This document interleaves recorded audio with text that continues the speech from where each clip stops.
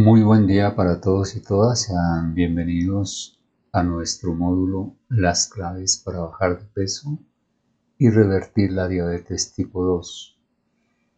Es uno de los temas más preocupantes hoy en el siglo XXI.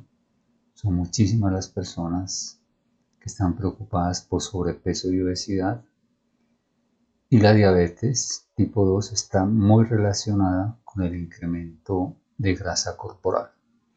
Así que los invitamos a todos nuestros estudiantes de la UNI 3, pero también a nuestros suscriptores de la Academia Vital Salud en tus Manos, a que disfruten de esta clase y pongan en práctica las claves que hoy les vamos a enseñar. Sean todos y todas bienvenidos. Somos la Academia Vital Salud en tus Manos. Somos una institución educativa no formal. Somos pioneros en la educación no formal en el siglo XXI. Estamos promoviendo hábitos de nutrición y de hidratación saludables, hábitos que si nosotros los ponemos en práctica, vamos a ver los resultados en nuestra salud. Seguiremos aprendiendo para enseñar, y en esta bonita práctica de enseñar también aprendemos. Pues los invitamos nuevamente a que nos sigan en nuestro canal La Academia Vital Salud en tus Manos en YouTube, a que se suscriban, a que hagan sus comentarios, a que compartan estos conocimientos. Mucho de las cátedras y de las clases, de las aulas taller que nosotros estamos poniendo a disposición de todos nuestros estudiantes, pues son únicos. No los van a encontrar ustedes por el momento en ninguna academia de nutrición ni en academias que dicten las cátedras de medicina. Por eso los invitamos a ustedes a que disfruten de esta óptica basada en la biología funcional, que nos descubre otra mirada, otra forma de ver el tratamiento de las enfermedades crónicas basadas en los alimentos, en la nutrición y en una buena hidratación. Todo este tema del sobrepeso, de la obesidad y de la diabetes, muy relacionados los dos, como lo vamos a ver en la clase, pues tuvo unos inicios por allá en las décadas del 50-60 del siglo pasado. Una de las figuras más significativas en estos postulados fue el fisiólogo Ansel Keys. Básicamente, basado en un estudio que se llamó De los 7 países, fue un ensayo epidemiológico con hombres entre 40 y 59 años. Se centró la investigación en países como Italia, Estados Unidos, Holanda, Grecia, Japón, Finlandia y Yugoslavia. ¿Cuál fue la conclusión que más llamó la atención de estas investigaciones? Que las grasas saturadas y totales las personas que consumían este tipo de grasas tenían más incidencia de episodios coronarios. Sin embargo, después de haber sido publicado en la revista Times, como lo ven ustedes aquí en la diapositiva, el 13 de enero de 1961, para ese momento y para ese tiempo, pues uno de los medios de comunicación más importantes a nivel mundial, inmediatamente fue de conocimiento público en todo el planeta Tierra, y se comenzó a direccionar casi que una prohibición total del consumo de grasas saturadas de origen animal. Y a partir de ahí, muchos de las industrias que fabricaban en su momento diversos tipos de alimentos se vieron también obligadas a suplantar la grasa que estaban utilizando para preparar sus alimentos por carbohidratos, por almidones y por azúcares.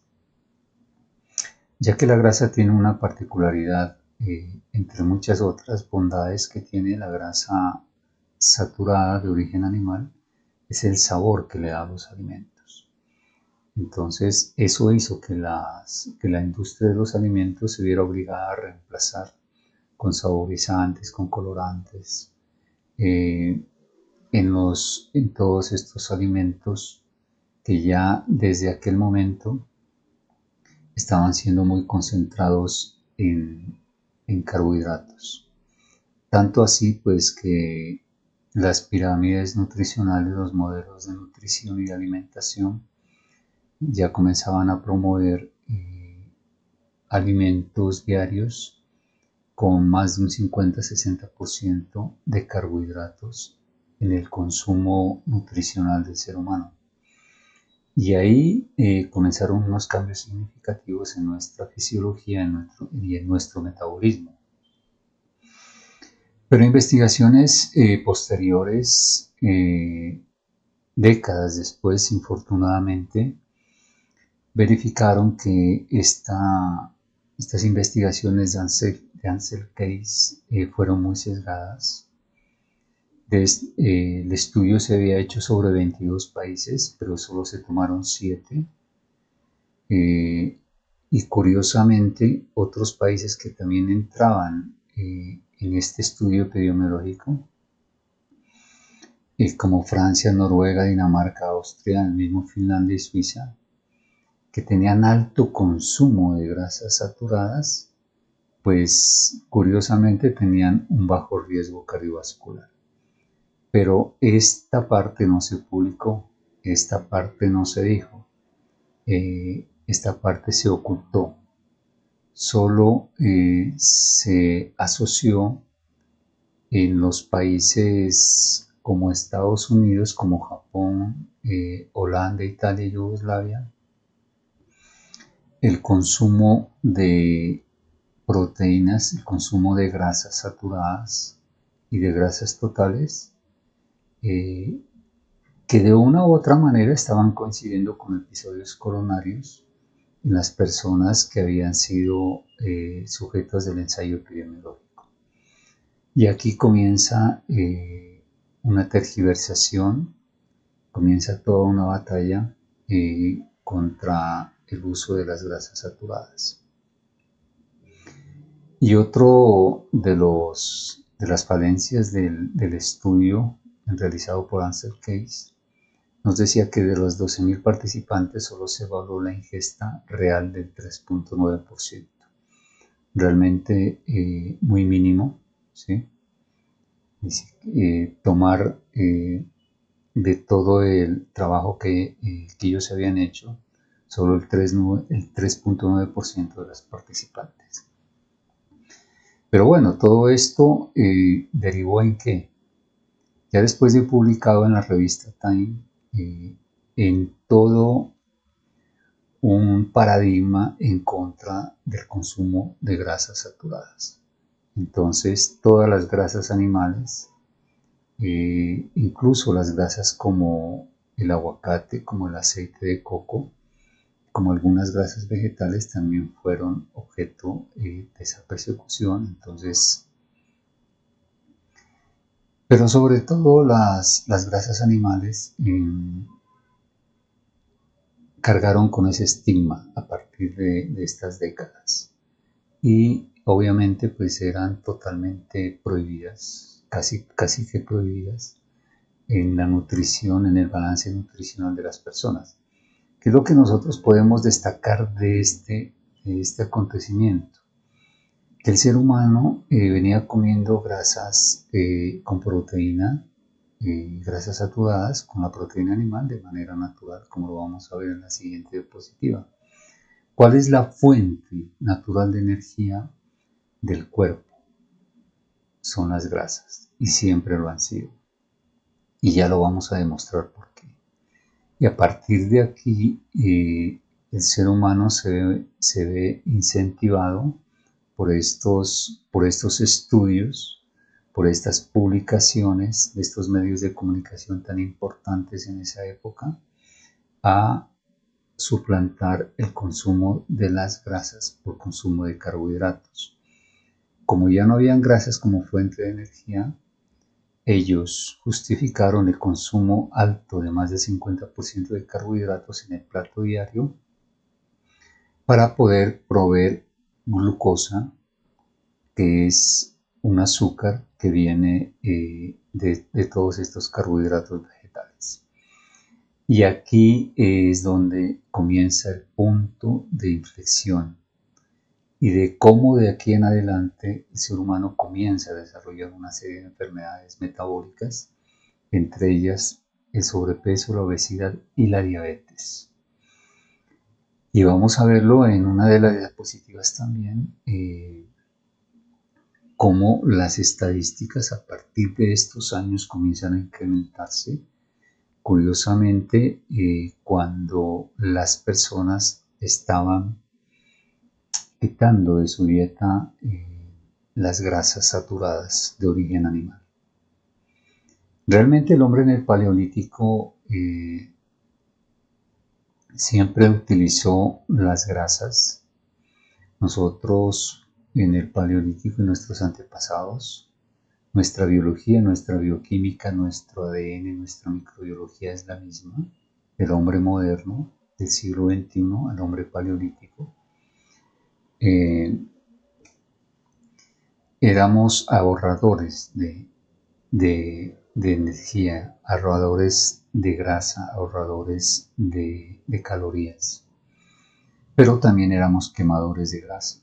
Entonces, así como el hígado tenía esa capacidad fisiológica como hoy la tiene de tomar toda una serie de carbohidratos y de grasas y de almacenarlos, en el Paleolítico el cuerpo hacía lo mismo. Pero curiosamente ellos, así como lo ahorraban, también lo quemaban. Lo quemaban como en todas sus prácticas diarias. Por ejemplo, para poder cazar un ser humano tenía que desplazarse por lo menos 25 o 30 kilómetros diarios en un perímetro a su alrededor. Y el éxito de la caza era de 15 a 1. O sea, de cada 15 veces que lo podían intentar una sola vez lo lograban. No era fácil cazar, o no era fácil pescar, o no era fácil obtener el alimento. Entonces, cuando ellos lograban cazar un animal, pues comían obviamente. Su cuerpo aprovechaba la grasa que tenía la proteína, porque toda proteína animal tiene una grasa saturada incluida, y el hígado la transformaba en grasa de reserva. Igualmente ellos podían, algunos seres humanos ya en el Neolítico comenzaron a utilizar las cosechas, los granos, las siembras, y muchos de estos carbohidratos también el cuerpo los comenzó a transformar en grasa de reserva. Pero asimismo la quemaban, asimismo la gastaban. No simplemente la tenían guardada. Este fue un sistema de supervivencia del ser humano en todos estos tiempos de nuestros antepasados, cuando ellos se habían enfrentado a épocas de frío, a épocas de hambre, a las mismas estaciones, a 3, 4, 5 meses en donde el alimento escaseaba precisamente por la nieve, por el frío. Era mucho más difícil cazar, mucho más difícil pescar, mucho más difícil obtener alimento. Entonces, en la época después del verano, que viene la fructificación de las plantas, de los árboles, incluso de los frutos, de algunas raíces, de algunos tubérculos, de algunos tallos comestibles, pues ellos aprovechaban todo este alimento, subían de peso, incrementaban su grasa abdominal, incrementaban su peso, pero para prepararse precisamente para una época de hambre y de frío, y resguardarse también eh, de, de esa afección climática, porque si un ser humano en un clima a menos de 0 °C no tiene la grasa suficiente, puede morir por hipotermia. Entonces, miren qué inteligente era el cuerpo, cómo ellos instintivamente lo hacían y cómo ellos entendían que para otoño ya tenían que comenzar a subir de peso, tal y cual como lo hacen, por ejemplo, los osos cuando quieren hibernar. Ellos hacían lo mismo. Pero terminaban en invierno, poco a poco iban quemando esa grasa de reserva. Esta grasa era un combustible que ellos guardaban en la época de otoño, en la época de verano, en la época de cosecha, en la época en que se podía conseguir más alimentos. Y básicamente la grasa se convertía en un depósito energético en el que ellos podían apoyarse para sobrevivir los duros inviernos, los fríos y bueno, la ausencia también de alimento. Pero hoy en el siglo XXI no sucede eso. Hoy seguimos ahorrando grasa, pero el problema que hoy tenemos es que estamos comiendo más de 3 veces al día, estamos comiendo más de 3 kilogramos de alimento, estamos tomando más de 2 litros de agua y el cuerpo no quema todo este combustible que se está ingiriendo en forma de carbohidrato. La mayoría de lo que hoy comemos precisamente viene de todos estos paradigmas eh, impuestos por intereses a nuestro parecer más económicos que pensando en la salud de las personas. Se motivó la ingesta de más de el 50% de nuestra alimentación de carbohidratos, de almidones, de harinas, de pastas, de verduras, de ensaladas, de frutas, de todos estos alimentos que son ricos en polisacáridos, en oligosacáridos, y en disacáridos y hasta en monosacáridos. Entonces, la diferencia es esa, que hoy el hígado sigue haciendo lo mismo, pero sigue guardando todas estas reservas y las personas están subiendo de peso. ¿Por qué siguen subiendo de peso? Simplemente porque no tienen todas estas actividades que tenía el ser humano antes, no queman estos depósitos de grasa, no lo queman, porque hoy obtenemos el alimento de una manera mucho más fácil. Hoy no tenemos que salir a cazar, no tenemos que salir a pescar, no tenemos que aguantar 3, 4, 5 días sin comer como lo hacían nuestros antepasados. No estamos, aunque las personas que vivan en estos climas donde hay estaciones, pues siguen teniendo las fuentes de alimentos en los supermercados de mediana, grande o pequeña superficie. O sea, el alimento está disponible todos los días del año, pero la mayor disponibilidad de esos alimentos son precisamente carbohidratos. Esa es la diferencia. Esa es la diferencia. La insulina, que es una hormona del ahorro que nos permitió sobrevivir durante todas estas épocas tan difíciles que vivió el ser humano, hoy sigue haciendo lo mismo, sigue ahorrando. El cuerpo no trata de desperdiciar nada. El mensaje que le estamos dando a nuestro organismo y a nuestro hipotálamo es que tenemos que seguir guardando carbohidratos en forma de grasa, y de ahí que muchos países hoy ya tienen prácticamente índices en su población de más del 50-60% de sobrepeso y obesidad. Esta grasa que el cuerpo está terminando de guardar en el abdomen, todos, si nosotros comemos, por ejemplo, si nos vamos de vacaciones, estamos 10, 15 días, nos desordenamos en nuestra forma de alimentación, o todos los días estamos comiendo carbohidratos, vamos a comenzar a guardar grasa abdominal. Es la primera evidencia de que ya hay un desorden metabólico. Esta grasa abdominal, si nosotros tenemos un periodo casi de 60 días de 2 meses para poderla quemar, está ahí de reserva, la podríamos quemar. Y el organismo volvería a su estado fisiológico y metabólico normal. Pero ¿qué sucede? Que generalmente, como seguimos comiendo de la misma manera, como comemos 3, 4, 5 veces al día, como seguimos comiendo las mismas cantidades de carbohidratos, pues simplemente esta grasa no se quema, no se utiliza. Y pasan más de 3, 4, 5 meses, 1 año, 2 años, 10, 15, 20, 30 años. Cuando la grasa pasa un periodo de 60 días, la grasa simplemente no está recirculando en todo nuestro sistema metabólico. Esta grasa se inflama y se vuelve tóxica.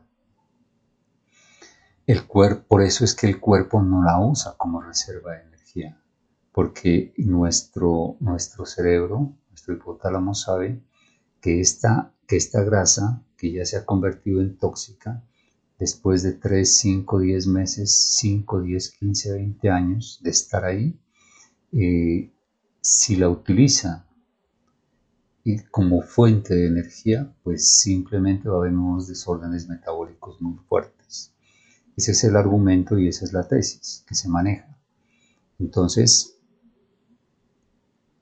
esta grasa acumulada se vuelve tóxica si nosotros llevamos normalmente una forma de alimentación saludable, como la que nosotros proponemos en Vital Salud en tus manos, con nuestro sistema Bio Vital, pues vamos a tener un periodo por lo menos de 2 meses para poder quemar esta grasa abdominal y que no nos inflame ni sea una fuente de toxinas para nuestro cuerpo.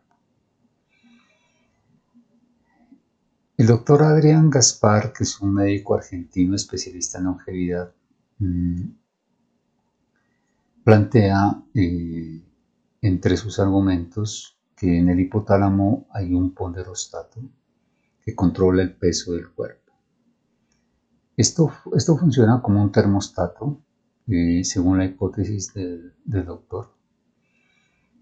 ¿Qué quiere decir eso?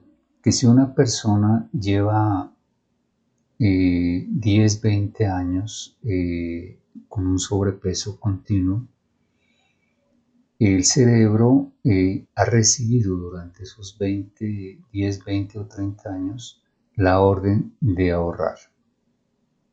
El cerebro está pensando siempre en ahorrar. Y es ahí donde se modifica el ponderostato. Si nosotros medimos unos 70 y pesamos 70 kilogramos y la persona comenzó a subir de peso por ahí a la edad de 20 años y cuando ya tiene 40, esa persona subió de peso a 90 kilos. Tiene un sobrepeso de 20 kilogramos. Este ponderostato se modifica internamente, como lo haría un termostato, y él manda un mensaje al cuerpo de que ya el cuerpo está condicionado a un peso promedio, no el normal que debería tener de 70 kilogramos, sino de 90. ¿Sí? Entonces, ¿por qué es importante este argumento? Porque pues hay muchas personas que se hacen cirugías bariátricas, ¿sí? Para poder bajar de peso, que entre otras cosas son muy invasivas y que nosotros pensamos que no es la solución para bajar de peso. Porque si bien la cirugía lo que hace es tomar toda esta grasa, en este caso una grasa abdominal, ¿sí? Extraerla de esta zona. No se está operando ese ponderostato que tiene en el cerebro esta persona que ha llevado 15, 20 años de obesidad.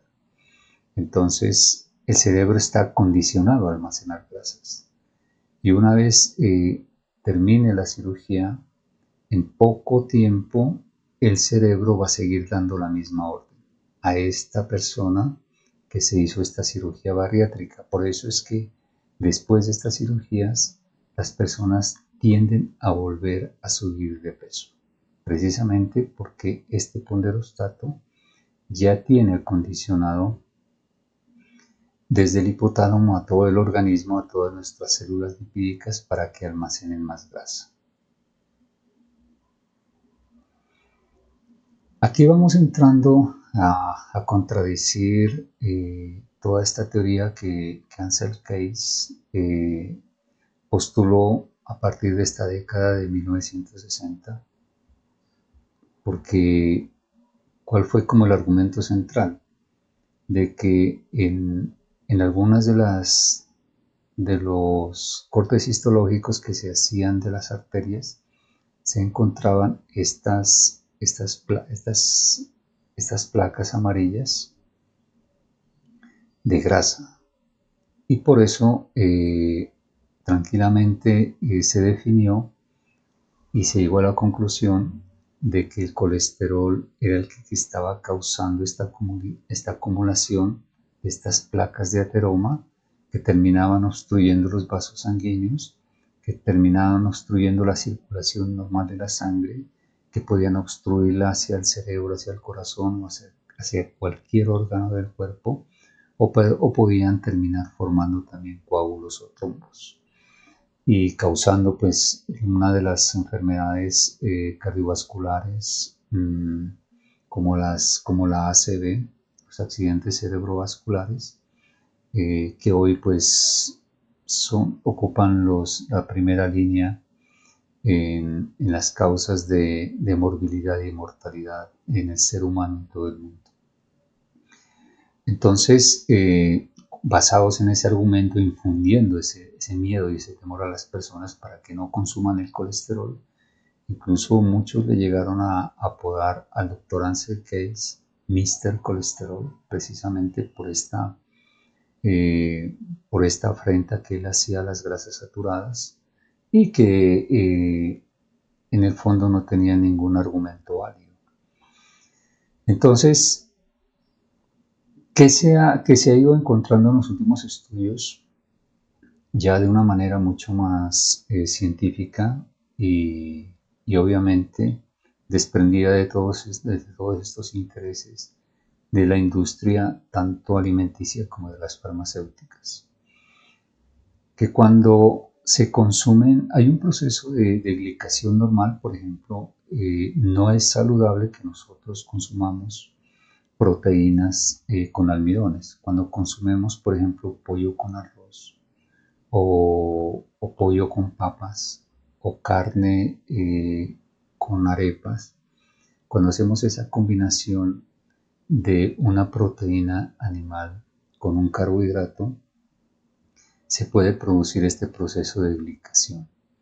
¿Qué es la glicación? Es simplemente la unión de dos azúcares reductores como la ribosa y la glucosa con un grupo amino que es el grupo que hace parte de los aminoácidos de las proteínas.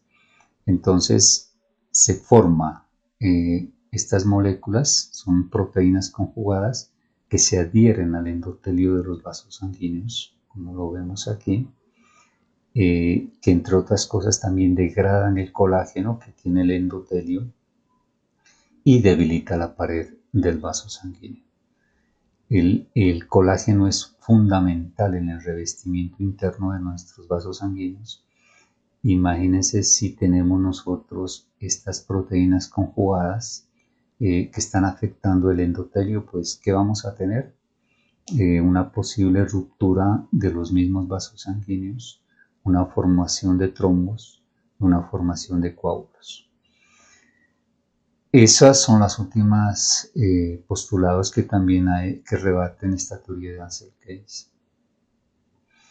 Pero miremos otros que también en el siglo XXI ya se han investigado con más precisión.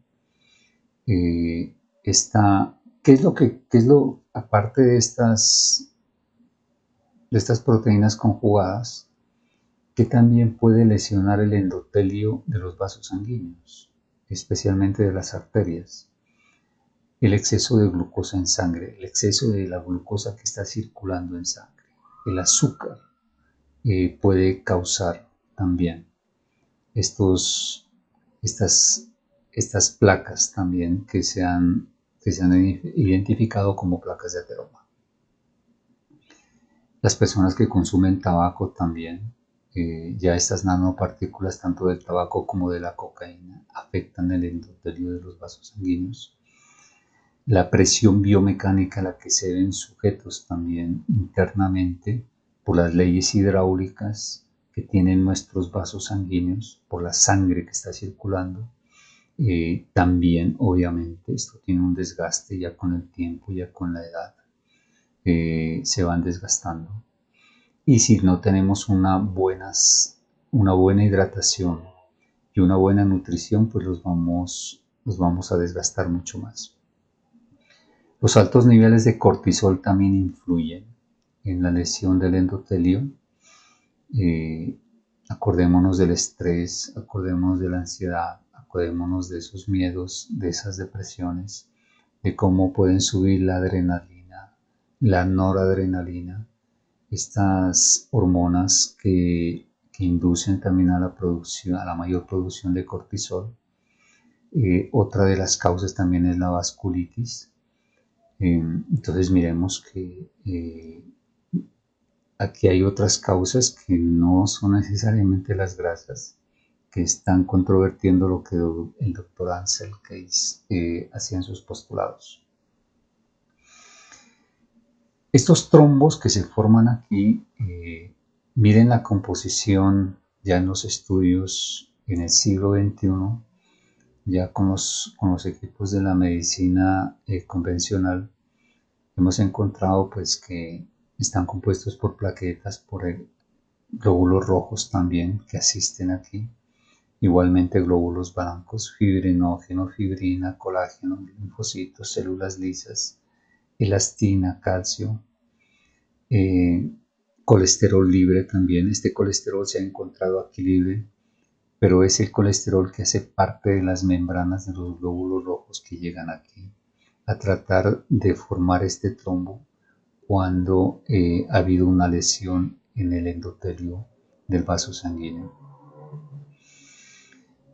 Y asisten también unas células especiales llamadas EPC, que son células progenitoras endoteliales, que se producen también en la médula de los huesos. Y cuando hay estas lesiones, estas células salen al torrente sanguíneo y vienen aquí para reconstruir este tejido. Ellas forman nuevamente, estos tejidos están formados por unidades de células. No hay aquí, digamos, paredes celulares de 2, 3, 5, 10 capas de células, sino es una sola capa endotelial de células. Y precisamente ya la reconformación, la reformación de este tejido interno lo hacen especialmente estas células endoteliales progenitoras. Pero además que se ha encontrado aquí, se ha encontrado algo muy importante, que hay una lipoproteína que se ha encontrado en estos trombos que no está precisamente formada por LDL. Entre los postulados del Dr. Ansel Keys se fue definiendo que el colesterol malo llamado LDL era el causante de estas placas de ateroma. Pero ya investigando con más detalle la bioquímica de la composición de estas placas, se encontraron que eran lipoproteínas A muy similares a la composición química del LDL. Y eso hace la diferencia y que tiene otra función y que no es el mismo LDL. En apariencia sí, pero en estructura bioquímica no. Entonces, todo el tiempo que hemos hablado del colesterol malo como el colesterol LDL, pues básicamente hemos estado muy equivocados. En estas placas de ateroma prácticamente nunca se ha encontrado LDL. El LDL es ausente. Así que miremos la diferencia entre lo que hoy se está postulando al año 2025 frente a los postulados que tenía el Dr. Ansel Keys en 1960. Definitivamente la insulina es un sensor de nutrientes. La insulina es capaz de detectar la entrada de nutrientes al organismo, a las mismas células, y ese sensor está comunicado con el hipotálamo. La teoría dice que la obesidad y la diabetes están siendo causadas por una gran cantidad de insulina disparada en sangre. Por cada molécula de insulina, de glucosa que entra a nuestro cuerpo por el exceso de carbohidratos que estamos comiendo, debe haber una molécula transportadora que se llama insulina, que es la encargada, que se produce en el páncreas y que es la encargada de llevar la glucosa a cada una de las células. Las células tienen receptores para la insulina, todas tienen sus receptores. Pero el exceso de glucosa está disparando los niveles de insulina. Realmente el cuerpo no necesita tantos niveles de glucosa en sangre como no necesita niveles tan altos de hiperinsulinemia, de insulina tan altos. Entonces las células se vuelven resistentes. Ellas, por un sistema biológico de defensa, ellas toman la glucosa que necesitan, pero nada más. Entonces cierran sus compuertas, cierran sus enlaces a estas moléculas de insulina que están circulando por el torrente sanguíneo, y aquí se comienza a causar resistencia a la insulina. Pero no solo hay resistencia a la insulina, hay también resistencia a la entrada de otros nutrientes que también están en el torrente sanguíneo. Por eso una célula que desarrolla resistencia a la insulina es una célula que puede entrar en procesos de desnutrición, tejidos, órganos que pueden entrar en procesos de desnutrición porque están siendo sensibles a la insulina, se vuelven resistentes a la insulina. Entonces estamos viviendo prácticamente una epidemia de insulina. Las personas que tienen sobrepeso y obesidad están sufriendo esta disfunción metabólica en todo su organismo. Aquí vemos las estadísticas. El semestre pasado nosotros habíamos hecho parte de esta exposición y la traemos a este semestre ya con otros argumentos mucho más prácticos para que ustedes los tengan en cuenta. En Colombia existe una prevalencia en adultos de 18 a 64 años con sobrepeso del 37.7% y una obesidad del 18.7%. Esto significa que la prevalencia de personas con exceso de peso en Colombia es del 56.4%. Quiere decir que ya se está convirtiendo en un problema de salud pública en Colombia.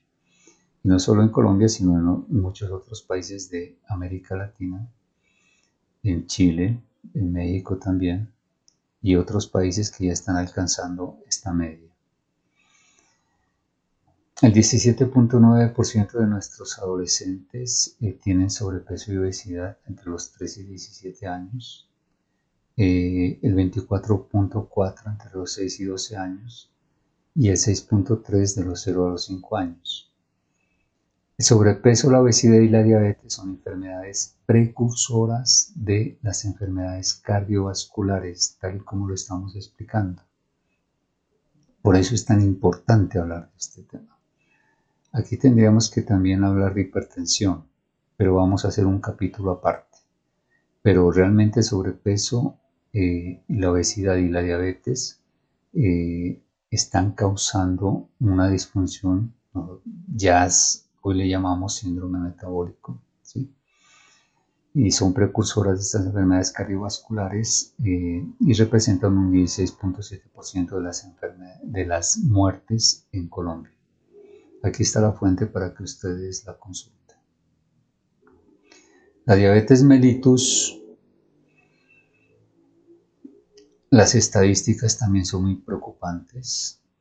Se estima que 1 de cada 10 personas en Colombia sufre de esta enfermedad, alrededor de 5 millones de colombianos. En la actualidad es una de las principales causas de fallecimiento en personas entre los 30 y 70 años. Favorece la aparición de infartos del corazón, trombosis cerebral, amputaciones de las extremidades inferiores y deterioro de la función renal, hasta el punto en que las personas pueden necesitar diálisis para continuar viviendo. En Colombia se reportaron para el año pasado 1.294.940 personas diagnosticadas con diabetes y con mayor prevalencia en Bogotá, Antioquia y Valle del Cauca. En general, en el país las mujeres son las más afectadas por la enfermedad, representando el 59.54% de los casos totales. Preocupantes las dos estadísticas tanto del sobrepeso y la obesidad como de la diabetes mellitus o de la diabetes tipo 2. Y aquí llegamos a este cuadro donde nosotros hacemos una explicación basada en el libro del doctor Jason Fung. El libro se llama Prevenir y reversar la diabetes tipo 2 de forma natural. Uno de los trabajos escritos que nos ha llamado muchísimo la atención y por eso lo exponemos en esta diapositiva y lo tratamos de resumir de esta manera. ¿Qué sucede? Que hoy las dietas que tiene el ser humano, la mayoría de las que ustedes pueden encontrar, de las diversas formas de alimentación que hay, más del 50% son carbohidratos. Este exceso de carbohidratos el hígado no lo desperdicia. El hígado convierte estos carbohidratos en grasas. Este proceso se llama lipogénesis de novo. De novo, ¿por qué? Porque el mismo hígado lo hace.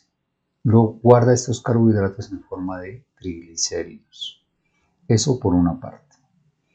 Por otra parte, estamos consumiendo también muchos alimentos que tienen demasiada fructosa. La fructosa solo el hígado la puede metabolizar. Ningún otro órgano del cuerpo puede hacerlo, como las bebidas carbonatadas, las frutas de conserva, productos horneados, los jarabes de maíz, las melazas, las jaleas, el azúcar blanco y moreno, etc.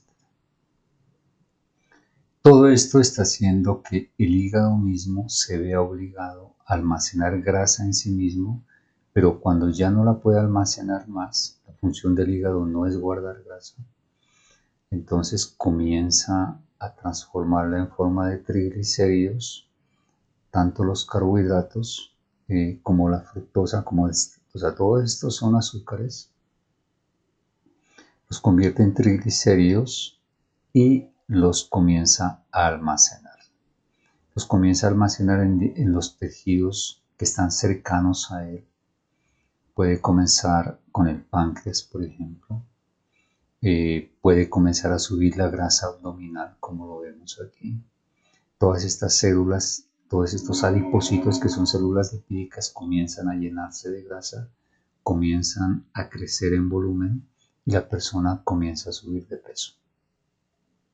Son formas de almacenamiento que el hígado está haciendo, que siempre ha hecho, pero hoy ya lo está haciendo de forma continua porque todos los días no alcanzamos a quemar esta grasa que estamos consumiendo, estos carbohidratos que estamos consumiendo que se convierten en grasas de reserva, por eso el cuerpo comienza a almacenarlos. Llega un punto en que puede llegar a volver el páncreas graso. Cuando las células pancreáticas se vuelven grasas, se pueden bloquear las células beta, que son las que están produciendo la insulina a nivel pancreático. Cuando la persona ha venido desarrollando una obesidad continua y sigue comiendo de la misma manera las mismas cantidades de carbohidratos diariamente, ya tiene grasa abdominal de hecho, lo más posible es que aparte de que tenga un hígado graso, también tenga un páncreas graso. Quienes ya van desarrollando este páncreas graso van a tener menos posibilidades de tener la suficiente insulina en sangre para metabolizar esta glucosa que está corriendo por el sistema sanguíneo. Entonces, las células pancreáticas, como están bloqueadas, la insulina no está fluyendo hacia el torrente sanguíneo.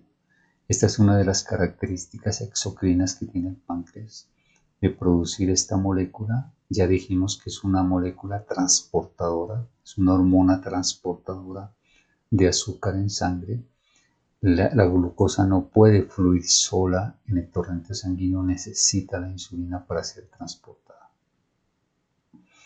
¿Y qué sucede aquí? Que pues va a haber menos insulina en el torrente sanguíneo.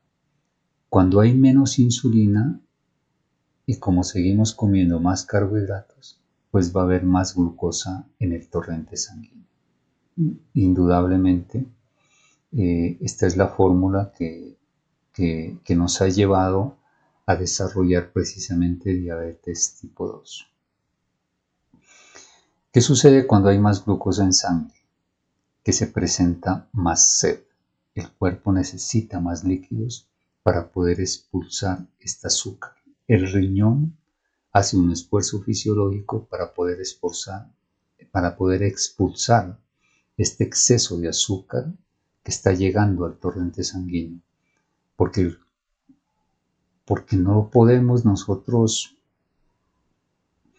no puede nuestro sistema fisiológico equilibrar estos niveles altos de glucosa. Entonces, ¿qué sucede? Pues que el riñón trata de hacer un esfuerzo fisiológico para equilibrar este daño que le estamos haciendo a nuestro sistema circulatorio por el alto consumo de carbohidratos que tenemos a diario. Esto hace que incremente la orina, esto también hace que se incremente el cansancio y la debilidad, que son síntomas típicos de los diabéticos tipo 2. Entonces miren hasta qué punto hemos llegado. Si por ejemplo un paciente que ya lleva 10, 15, 20 años con grasa abdominal, nunca se le ha hecho exámenes de sangre, nunca se le detectó los niveles de glucosa, de insulina en sangre, llega a este estado en que el páncreas se vuelve graso y comienza a producir menos niveles de insulina, o ya se bloquea totalmente la producción de insulina y va al médico. El diagnóstico que le puede hacer el profesional en salud, el médico o el especialista, es que esta persona es diabética tipo 1, no tipo 2, sino tipo 1. ¿Por qué? Porque el páncreas no está produciendo la insulina que debería producir. Entonces, es un concepto erróneo diagnosticar un paciente de esta manera. Obviamente no es, digamos que no es culpa del médico, porque simplemente lo que el médico está diagnosticando es que el páncreas no está produciendo insulina y eso fisiológicamente se le denomina diabetes tipo 1. Pero realmente lo que tiene es una diabetes tipo 2 y además la causa fundamental de todo esto, ¿cuál es? Pues el exceso de grasa por el alto consumo de carbohidratos, porque obligó al hígado a acumular todo este exceso de grasa en todos los tejidos, en todos los órganos que están en nuestro abdomen y entre esos el páncreas. Y por eso vemos los efectos metabólicos y fisiológicos en el cuerpo, causando precisamente la diabetes tipo 2. Estos niveles altos de glucosa en sangre, pues como ya vimos aquí, suben los niveles de triglicéridos. Los triglicéridos suben a más de 150 miligramos por decilitro. Y otro de los efectos que tiene inmediatamente en el paciente diabético es que el HDL disminuye de 35 miligramos por decilitro, como ya lo vamos a ver más adelante. Así que miren una forma tan sencilla de cómo el doctor Jason Fung, nefrólogo, hace una explicación de cuál es la verdadera causa de la producción de exceso de azúcar en sangre, de la misma insuficiencia de insulina en sangre. Aquí también está asociado el tema de la resistencia a la insulina por parte de las células y cómo terminamos. Un paciente que comienza con grasa abdominal puede terminar con una diabetes tipo 2 o ser diagnosticado con una diabetes tipo 1.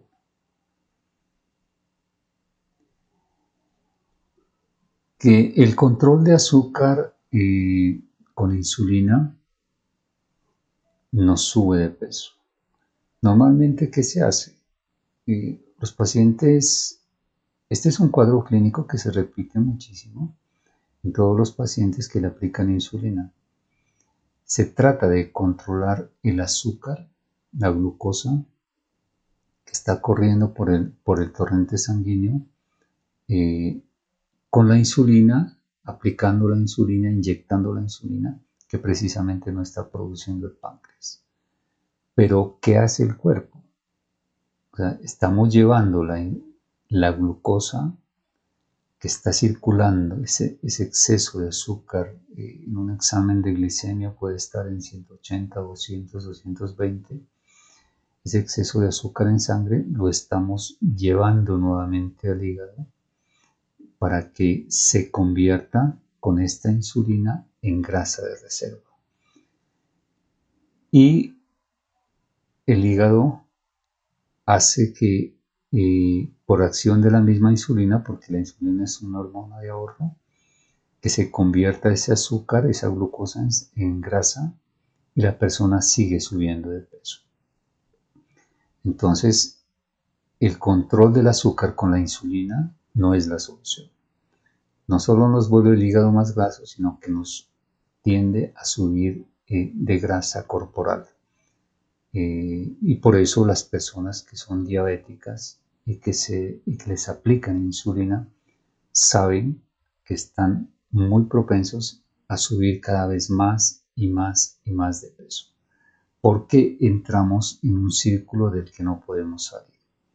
Este exceso de glucosa, como ya lo dijimos, lo único que está haciendo la insulina es devolviéndosela al hígado para que el hígado ahora la transforme en más grasa de reserva y subimos más y más de peso.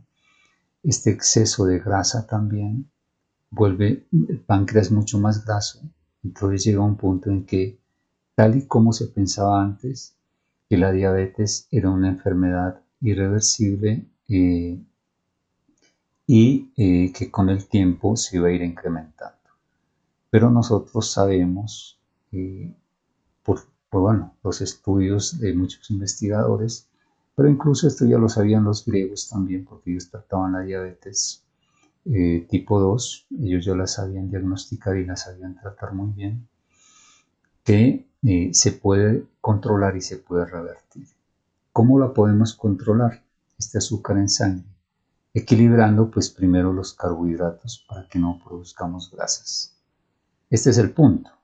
Tenemos que disminuir este 50-60% de almidones, de arroz, de papa, de yuca, de plátano, de harinas refinadas, de frutas, incluso de verduras, de ensaladas que también contienen carbohidratos. Si nosotros disminuimos las cantidades de carbohidratos, el hígado deja de producir tantas grasas. Tenemos que equilibrar también los líquidos y las sales, ya lo vamos a explicar por qué. Y estas son las pautas iniciales del ayuno intermitente y de un ejercicio moderado. Pero miremos que los tips están aún acá y sabemos que se van a quedar hasta el último minuto de nuestra clase. El síndrome metabólico, según el doctor Jason Fung, tiene estos 5 parámetros. Les sugerimos que hagan ustedes este diagnóstico, tomen ustedes estos exámenes y definan si tienen o no, o si ya tienen predisposición a síndrome metabólico. Primero es medir la obesidad abdominal. ¿Cómo la medimos? Bueno, hay otros indicadores de índice de masa corporal, de sobrepeso y obesidad, pero esta es la que nos parece más adecuada y es la que define también el doctor Jason Fung. Si una persona mide, por ejemplo, 1,80, se divide entre 2, en este caso sería 18, 180 entre 2, serían 90 centímetros debería tener una persona que tiene esa altura de 1,80 en su perímetro abdominal. Si tiene más de 90 centímetros, si tiene 100, 110, 120, ya es una causal de síndrome metabólico. La glucosa en sangre. La glucosa en sangre en un examen normal está en promedio de 70 a 110, pero una persona con predisposición a síndrome metabólico puede tener el azúcar en sangre mayor de 120. Puede estar en 130, 140, 160, 180. Curiosamente, yo hago un paréntesis aquí porque los libros de fisiología, por allá de los años 60 o 70, daban unos rangos más altos para diagnosticar a un paciente diabético. Oscilaban entre 70 a 130, 140, aún más altos todavía. Y con el tiempo fueron bajando a 150, después a 140, después a 130. Hoy un médico puede diagnosticar a un paciente diabético con una glucosa en sangre en ayunas de 130 miligramos por decilitro. Y bueno, les dejamos ahí la inquietud, porque ¿cómo así que los libros de fisiología cambian tan rápido estos conceptos? Si nuestros equilibrio y balance metabólico del azúcar en sangre no ha cambiado de ninguna manera, pero los libros sí. Tal vez por intereses de las farmacéuticas, porque hoy se venden más productos como la metformina, la nivenclamida o la misma insulina para tratar este tipo de pacientes diabéticos. Y de hecho, las ventas de estos productos han escalado en el mercado de una manera impresionante. Una persona que tenga una presión arterial mayor de 130 también ya tiene predisposición a síndrome metabólico. Una persona con triglicéridos superiores a 150. ¿Por qué suben los triglicéridos? Ya lo dijimos. Por los altos consumos de carbohidratos, de fructosa, pero vamos a adicionar aquí también por una deficiente hidratación. Y el HDL es menor de 35. Aquí nosotros les dejamos esta recomendación, aparte de las que hace el doctor Jason Fung, de tener en cuenta también los niveles de insulina en sangre. Aquí hay unos promedios de 2.6 a 37.6. Hay especialistas, investigadores que hoy consideran que ya una persona que pueda tener una insulina de 15 o 20 ya tiene predisposición a diabetes, aunque aquí esté en rangos normales. Pero bueno, de todas maneras, siempre que ustedes midan glucosa en sangre, es conveniente medir la insulina también, porque la insulina nos da un rango mucho más amplio en tiempo de unos 3 meses de cómo se ha venido comportando la glucosa a nivel sanguíneo. Ahora sí vamos a conocer las claves para bajar de peso y controlar la diabetes tipo 2. ¿Qué es lo primero que tenemos? ¿En dónde nosotros debemos poner la mirada? Primero en bajar de peso, como ya lo vimos acá en la diapositiva. Si nosotros no bajamos de peso, si nosotros no reducimos esa grasa, simplemente el páncreas va a seguir graso y vamos a seguir dependiendo de los medicamentos que nos ofrecen las farmacéuticas. Entonces, ¿cómo bajar de peso? La pregunta de hoy. Pues vamos a ver, tengamos un poquito de paciencia. Primero, la hidratación. Una buena hidratación con electrolitos. Ya lo hemos enseñado nosotros en las otras clases. La pueden ustedes consultar en nuestro canal. Las personas que toman 2-3 litros de agua y comen menos de 7 gramos de sal diarios tienden a sufrir edema intracelular. Tienden a acumular agua en el citoplasma de sus células. Los volúmenes pueden llegar a ser muy altos. Hay personas que pueden acumular 10, 15, 20, 30 litros de agua dentro de sus células. Y cada litro es 1 kilogramo.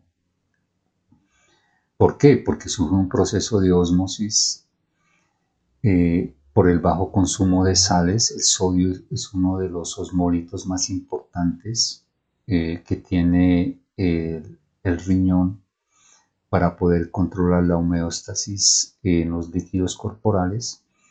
Entonces, si lo consumimos poco, pues vamos a tener una ósmosis a favor, a contracorriente, que hace que el agua entre dentro de las células. Y como cada día estamos tomando 2 o 3 litros de agua y comiendo menos de 7 gramos de sal, pues el agua no va a salir. ¿Cómo extraemos nosotros el agua? Tomando suero. Ya les enseñamos cómo hacerlo. 7 gramos de sal por litro inicialmente. Después de un mes comienzan a subir 1 gramo cada semana hasta llegar a 15 gramos. Pero todo eso lo pueden ustedes revisar y aprender muy bien en 2 clases que tenemos de hidratación, que las pueden consultar en nuestro canal también. Ahí se produce una ósmosis inversa, el agua comienza a salir de las células, comienza a aumentar el volumen sanguíneo, el agua sube en ese momento un poco la presión, pero no es causado por la sal está regulando la homeostasis de los electrolitos. Inmediatamente pasa a los riñones, a la vejiga y se elimina por la orina y ahí se regula la presión sanguínea y la persona comienza a bajar de peso. Todas las personas que comienzan a tomar ese suero isotónico rico en electrolitos van a recibir ese beneficio, que hay personas que pueden bajar 10, 15 kilos en un mes, imagínense, solo por líquido acumulado dentro de sus células. No solo es grasa, sino líquido también. Entonces, mucho cuidado con eso. Y hay otro fenómeno que también se sucede a nivel osmótico. 3 de las moléculas que utiliza nuestro riñón para equilibrar todos estos líquidos corporales, para equilibrar esa ósmosis que es tan, digamos, es tan activa, es el sodio, la glucosa y la urea. Como estamos consumiendo, las personas que consumen poco sodio, poca sal, toman mucha agua, el sodio se diluye en el líquido extracelular y cuando hay poco sodio, el cuerpo se ve obligado o bien a tomar glucosa o a producir más urea para controlar precisamente el estado osmótico de los líquidos corporales. ¿Qué les parece? Y esto nos lleva a otro estado fisiológico todavía un poco más grave, porque es que, por ejemplo, hay personas que sí les puede dar más ansiedad de comer carbohidratos y azúcar, pero es precisamente por esto, porque como no le estamos dando el sodio suficiente, el cuerpo le comienza a pedir carbohidratos para equilibrar con glucosa, que es una molécula osmótica también, este desequilibrio hidroelectrolítico. Pero cuando no hay sodio ni glucosa, el cuerpo comienza a metabolizar y a producir más urea y se concentra la urea a nivel renal. ¿Y saben lo que eso significa? Que haya mayor concentración de urea a nivel renal. Si no hubieran estas moléculas de urea en los riñones, no podíamos expulsar la orina. Entonces, esta fuerza osmótica que hace la urea hace que comencemos a expulsar la orina, pero la urea se concentra en la médula renal. Y esta concentración a largo tiempo, con los años, pues puede comenzar a producir cristales de urea, se pueden comenzar a calcificar y obviamente pues se pueden formar no solo esos sedimentos, sino esos cálculos renales. Imagínense hasta dónde estamos llevando a nuestro organismo. Todo por una deficiente hidratación con los niveles de sales que nuestro cuerpo necesita. Hay que suspender totalmente los lácteos por un tema de acidosis intestinal. Hay dos programas en los que nosotros explicamos el daño que hacen los lácteos. En este caso es porque causan disbiosis en los intestinos, porque los lácteos contienen demasiadas bacterias que son acidófilas, los llamados lactobacilos acidófilos. Y nosotros en nuestro sistema vital Salud en tus manos propendemos por una salud intestinal no ácida, sino alcalina. Y la alcalinidad no la dan los lácteos ni los carbohidratos. Los lácteos y carbohidratos producen acidosis intestinal. En cambio, las proteínas y las grasas producen un ambiente intestinal alcalino. Hay que disminuir gradualmente los carbohidratos. Hay un programa completo para bajar de peso que ustedes lo pueden consultar en nuestro canal de YouTube. Son 10 clases completas que les enseña cómo hacerlo, ¿sí? Porque hay que hacerlo gradualmente. No podemos suspender los carbohidratos de un día para otro. El paso a paso es progresivo, es día a día. No podemos cambiar de un día para otro el combustible al que el hígado está acostumbrado. Porque si llevamos 40, 50, 70 años comiendo carbohidratos, no los podemos suspender inmediatamente. Pero sí lo vamos a hacer gradualmente y el programa les enseña cómo hacerlo y hasta llegar a menos de 40 gramos al día. Hay dietas para diabéticos que tienen más de 100 gramos de carbohidratos al día y en este nivel de concentración de carbohidratos en la dieta diaria no permite que el hígado haga el cambio del uso de carbohidratos a grasas. Y por eso es tan importante que lleguemos a este nivel para los diabéticos, tanto para bajar de peso como para inducir tanto al hígado y al páncreas a quemar esa grasa y básicamente lo que se pretende es inducir al hígado a cetosis. Hay que suspender todos estos alimentos que tienen un alto índice glucémico, ¿sí? Hay que evitar esos disparos de glucosa en sangre. Hay alimentos que suben inmediatamente el azúcar en sangre. Entre esos muchos de los alimentos ultraprocesados, industrializados, todas las harinas refinadas Con las harinas se hacen una cantidad de alimentos que nosotros ya conocemos, ultraprocesados, pero también las pastas, también los panes, los cereales procesados, los mismos almidones como la papa, el arroz, el azúcar mismo, que es una molécula compuesta por glucosa y fructosa, frutas también como la sandía, etcétera, etcétera. Entonces, mucho cuidado con estos alimentos para los pacientes que son diabéticos, sí tienen que cuidarse muchísimo de esto y suspenderlos. Si queremos entrar en tratamiento hay que suspenderlos definitivamente. Pero miremos también alimentos que son ricos en fructosa y que nosotros son ultraprocesados, pero poco los conocemos. Todas las bebidas carbonatadas, absolutamente todas, las que ustedes miran en esta diapositiva, son ricas en fructosa, así que debemos evitarlas. Todas esas frutas que vienen en conserva, hay muchísimas marcas que nos venden en conserva de fruta ya concentrada, pues también tienen demasiada fructosa. Todos los productos que son horneados, ricos en fructosa. También muchísimos alimentos que son derivados del jarabe de maíz. Y con el jarabe de maíz se están preparando toda esta cantidad de alimentos que ustedes ven en la diapositiva y que muchas veces nosotros no percibimos que sean tan ricos en fructosa. Pero también el azúcar blanca y el azúcar morena. Es la sacarosa, es la misma azúcar compuesta por glucosa y fructosa.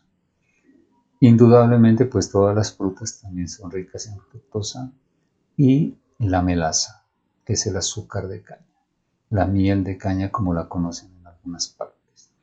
Entonces, todos estos alimentos que son ricos en fructosa debemos también evitarlos si queremos bajar de peso y si queremos recuperarnos de la diabetes.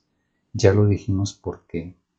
Porque nuestro cuerpo no puede procesar la fructosa, solo lo hace el hígado.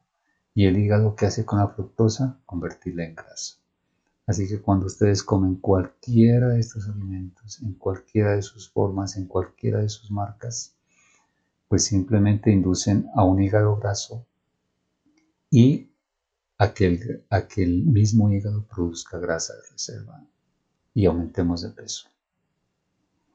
Hay que suspender todos los aceites vegetales de todas las marcas, de canola, de maíz, de soja. Cualquiera de estos que sean líquidos son aceites hidrogenados, son muy inflamatorios de la mucosa intestinal y nos hacen muchísimo daño. Muchos de ellos producen oxalatos también. Personas que tienen artritis o artrosis comienza a afectarles las articulaciones porque los oxalatos terminan en estas articulaciones inflamándolas. Entonces, esta recomendación no es opcional, no es sí o sí no, hay que suspenderlos definitivamente. Cada una de estas recomendaciones que estamos dando no son opcionales para nadie, para ninguna persona que quiera bajar de peso, ni ninguna persona que sea diabética. Entonces, sigamos las recomendaciones al pie de la letra. Esto es lo que exige el sistema vital salud en tus manos. Nosotros les enseñamos cómo hacerlo, pero ya la responsabilidad de su salud es de ustedes. En lugar de estos aceites, ¿qué vamos a utilizar? Pues mantequilla clarificada, es el único producto, la mantequilla que viene de la leche de vaca. Le quitamos la caseína. Hay un tutorial que nosotros tenemos en una de nuestras aulas taller en la que les enseñamos a hacer la mantequilla clarificada. Cuando nosotros también de la mantequilla clarificada pueden ustedes preparar el ghee, que es el mismo proceso, pero la mantequilla más deshidratada, con un color caramelizado y un olor mucho más rico, mucho más concentrado, y que hoy se está utilizando también en alta cocina, pero que nosotros la podemos utilizar para preparar todos y cada uno de nuestros alimentos en todas las diversas formas en que podamos hacerlo. cocinado, guisado, asado, como nosotros queramos. ¿Qué queremos hacer con la mantequilla? Suplantar los carbohidratos. Todos estos carbohidratos que hemos comido acá, hay que irlos, cuando ya lleguemos a 40 gramos, igualmente se va induciendo el consumo y el cambio de combustible por parte del hígado. El hígado ya no va a utilizar tantos carbohidratos porque ya estaríamos en menos de 40 gramos, ¿sí? Como lo decimos aquí, ya no estamos comiendo todos estos alimentos, ya no hay un exceso de azúcar en sangre, entonces el hígado y las células, los millones de células que tiene nuestro cuerpo, pues van a necesitar otra fuente de energía. ¿Y cuál es esa fuente de energía? Pues los ácidos grasos, los triglicéridos, que vienen precisamente de un alimento como la leche de vaca. Le quitamos la caseína, que es lo que inflama, que es el proceso que hace la clarificación de la mantequilla. Quitar esta proteína que es tan inflamatoria y dejarnos solo la grasa. Hay una clase también solo de grasas que les enseña también cuáles grasas son saludables, cuáles grasas animales también pueden ustedes consumir, aparte de la mantequilla clarificada, y la pueden visitar en nuestro canal Vital Salud en tus manos. Por eso es importantísimo el cambio de combustible. Cuando nosotros logramos ese cambio en el hígado entra en un proceso de cetosis. O sea, deja precisamente, porque ya no tiene tantos carbohidratos, necesita fuente de energía y la fuente de energía la va a encontrar aquí, en la grasa. 1 gramo de grasa puede producir 9 calorías. 1 gramo de carbohidratos solo produce 4. O sea, es mucho más concentrado incluso el nivel energético que tienen las grasas. Y vienen en paquetes que se llaman triglicéridos. Por eso es importantísimo hacer esto. Porque cuando nosotros logramos llevar al hígado a cetosis, el hígado cambia su metabolismo, como lo vemos acá. Regresemos a esta diapositiva. Aquí el hígado cambia el metabolismo porque ya tenemos pocos carbohidratos. La fuente de energía para el hígado va a ser la grasa. Entonces comienza a quemar esta grasa que el mismo hígado tiene y después comienza a quemar toda esta grasa de reserva que teníamos acá, ¿sí? Miren qué tan importante es entrar en cetosis y darle el combustible adecuado que nuestro cuerpo necesita. Y es el mismo que ha tenido siempre, porque la proteína animal, toda proteína animal, pollo, carne, huevos, pescado, toda forma de proteína animal, tiene grasa saturada incluida, todas, ¿sí? Y siempre el cuerpo ha funcionado así. O sea, nosotros siempre estábamos prácticamente en cetosis. Nunca nuestra fuente natural de los alimentos fueron los carbohidratos. Nunca lo fueron. Fueron de manera accesoria, de manera eventual. Nos salvaban, sí, pero el uso diario energético de nuestro cuerpo siempre fueron las grasas saturadas de origen animal. Bueno, y por eso es tan importante tomar el hábito de comenzar a consumir mantequilla clarificada. En la media mañana, en la media tarde. Si no nos gusta el café, si nos hace mal el café, lo pueden hacer con aromática, con té, con chocolate, o la mantequilla sola, en un medio vasito no más de 50 centímetros. Diluyen una cucharadita de mantequilla y se la toman. Va a ser mucho más energizante. Ustedes van a sentir el cambio. En lugar de estar tomando esos tentempiés de comidas rápidas, de, de ensaladas de frutas, etc. ¿Sí?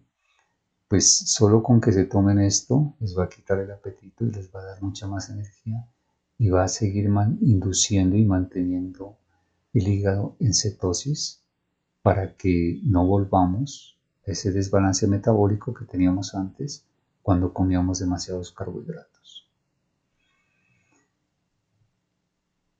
Nosotros sugerimos que las personas que tengan sobrepeso y obesidad no hagan ejercicio con esfuerzo cardiovascular. No es conveniente, no es saludable para el cuerpo. ¿Por qué? Por una razón muy importante. Una persona que mide, digamos una mujer que mida 1,60 y que esté pesando 90 kilos, que tenga 30 kilogramos más de sobrepeso, su corazón está haciendo un esfuerzo cardiovascular de 30 kilogramos más para poder bombear la sangre y poder llevar el oxígeno y los nutrientes a todo el organismo. 30 kilogramos más. Es como si llevara una carga encima y cada kilo, imagínense, son millones de células que están comprometidas, que necesitan también ese riego sanguíneo, pero que si nosotros lo sometemos a hacer estos ejercicios de esfuerzo cardiovascular, pues simplemente estamos entrando en un mayor riesgo cardiovascular, precisamente, ¿sí? Porque lo estamos forzando. No es esta la manera saludable de quemar grasa, no es la manera saludable. Nosotros en nuestra clínica, con la asesoría de nuestros médicos, no les permitimos a los pacientes que hagan estos ejercicios, que sí hagan otros ejercicios como los que ya vamos a ver ahorita, pero no estos que impliquen este riesgo cardiovascular, porque estamos sobreesforzando el corazón, estamos sobreesforzando nuestro sistema circulatorio y no es la manera más saludable para quemar la grasa. Ya lo aprendimos cómo hacerlo. Entonces, no nos sometamos a este cambio de esfuerzo cardiovascular que nos puede llevar a un riesgo. O sea, un momento en que el corazón ya no puede más. Un momento en que el corazón ya no alcanza a tener esa potencia y ese sobreesfuerzo cardiovascular se puede duplicar o triplicar. Entonces, la recomendación es que no acudan ustedes a hacer este tipo de ejercicios con esfuerzo tan grande para nuestro corazón. Si es un joven, un adulto mayor, si tenemos que movernos, si podemos caminar. Caminar, por ejemplo, después del almuerzo es saludable porque estamos quemando buena parte de las calorías que estamos consumiendo ahí mismo. Acordémonos que no solo se trata de almacenar, sino también de quemar.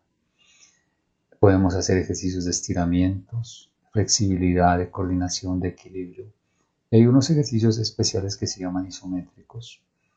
Y hay una clase en la que nosotros les enseñamos y está en nuestro canal y ustedes la pueden revisar. Que son ejercicios que no implican necesariamente riesgo cardiovascular, pero sí nos mantienen una masa muscular más saludable, más fuerte. Hay que esforzar los músculos sí hay que esforzarlos, pero hay que reacondicionarlos, porque una masa muscular saludable también nos ayuda a regular niveles de insulina como niveles de cortisol y produce de manera natural endorfinas que producen ese bienestar, esa tranquilidad, esa pausa que uno siente después de hacer un ejercicio, a pesar de que se siente cansado, siente ese bienestar en el organismo. Y los probióticos naturales son indispensables. Nosotros en nuestra tienda de la Academia Vital Salud en tus Manos diseñamos un probiótico especial para bajar de peso, hecho de manzanas y de dos verduras especiales para eso, y que está dando muy buenos resultados. Este vinagre se toma 10, 15, 20, 30 centímetros, de acuerdo al paciente, 1 hora antes del almuerzo.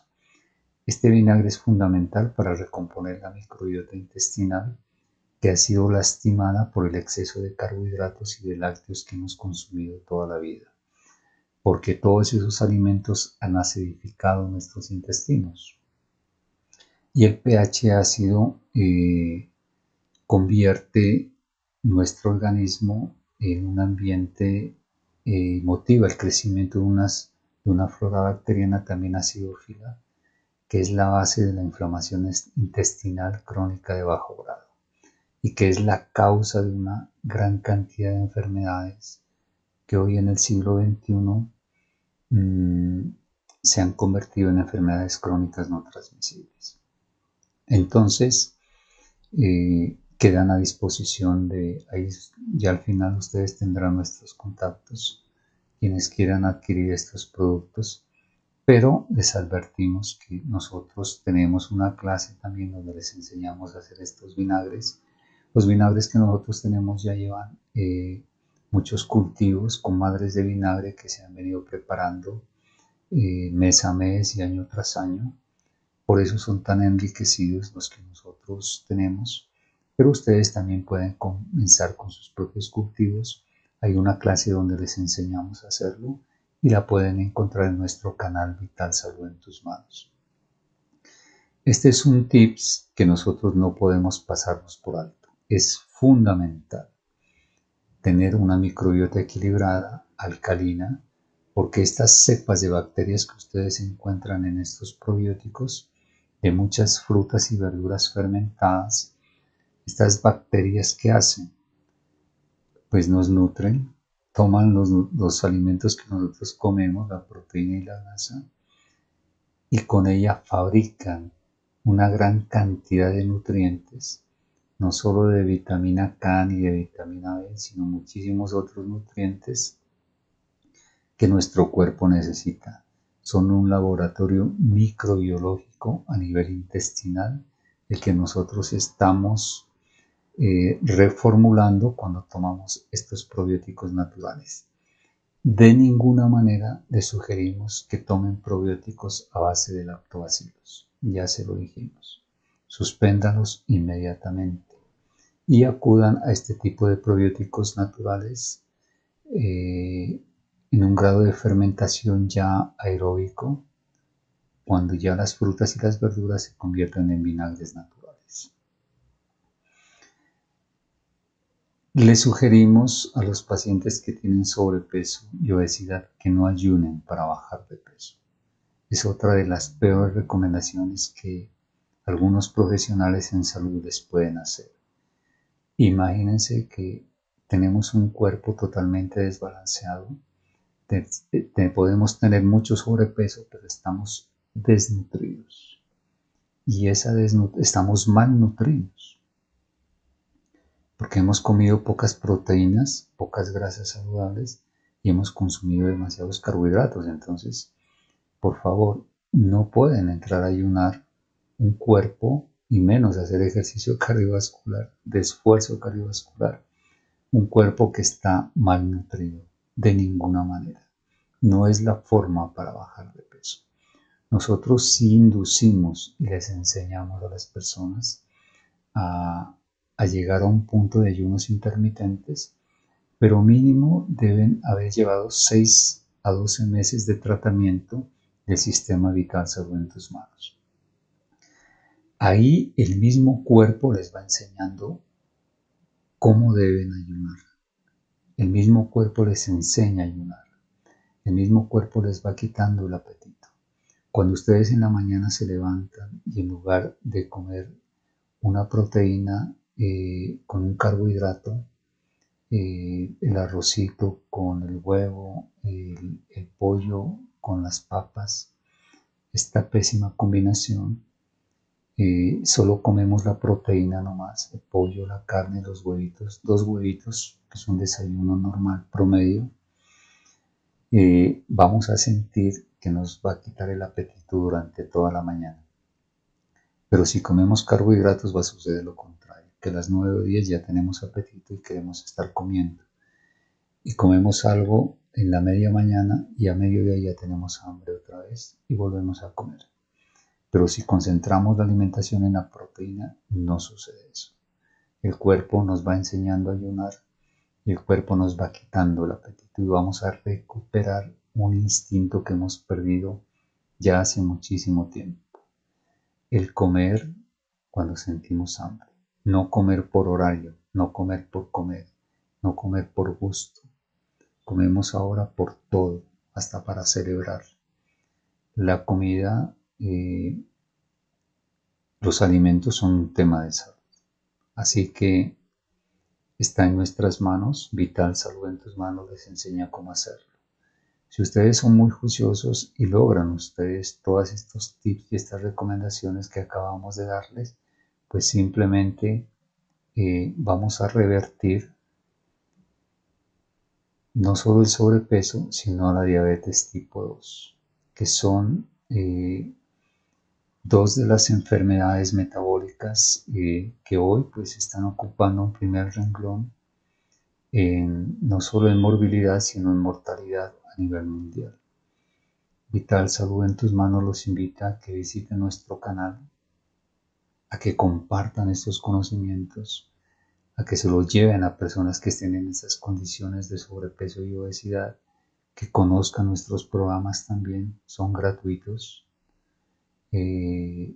Nuestro propósito es dar a conocer todo esto que parece tan extraordinario, derrotando esquemas y paradigmas y malos hábitos de nutrición y de hidratación que hace ya algunas pocas generaciones nos han impuesto, más por intereses comerciales de la industria de los alimentos y por intereses comerciales de las industrias farmacéuticas. Así que, como es nuestro lema, la salud está en sus manos. Nosotros les enseñamos cómo hacerlo. Un gusto estar con ustedes. Síganos visitando y compartan nuestras clases con sus amigos, con sus familiares, con conocidos, con todos. Vital Salud en tus manos. Desde la ciudad de Pasto los saluda. Muchas gracias.